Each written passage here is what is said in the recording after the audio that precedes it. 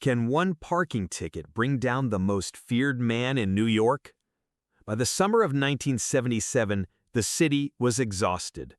The Son of Sam case had become more than a police investigation. It was public panic. People were afraid to date, afraid to sit in cars, afraid to walk home at night. Then came the final attack. On July 31, 1977, Stacy Moskowitz and Robert Violante were sitting in a parked car in Brooklyn. They were young, on a date, doing something ordinary. Then, the nightmare returned. Stacy Moskowitz was killed. Robert Violante survived, but was severely injured. This time, something was different. A witness noticed suspicious activity near the scene. Police began checking the area. Cars, movements, timing, and parking tickets. That small detail mattered. A ticket had been issued near the scene to a car connected to David Berkowitz. Not a dramatic confession, not a secret code, not a movie-style detective trick. A parking ticket.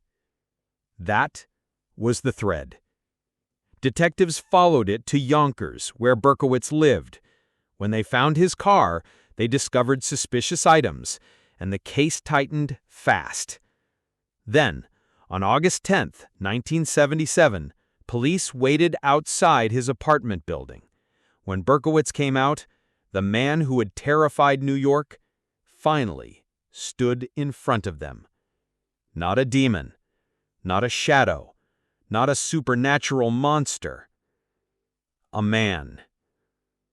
According to accounts from the arrest, Berkowitz did not erupt into a dramatic battle. He was taken into custody, and the city finally heard the words it had been waiting for. They had him. New York exhaled. But relief was not healing. 6 people were dead. 7 were wounded. Families were shattered. Survivors carried pain no arrest could erase. And now, the public had to ask, who was David Berkowitz, really? Was he insane? Pretending? Was the dog story real to him or another performance? The trial and confession would bring answers, but not comfort. Because sometimes, the most terrifying part of a case is not how mysterious the killer is.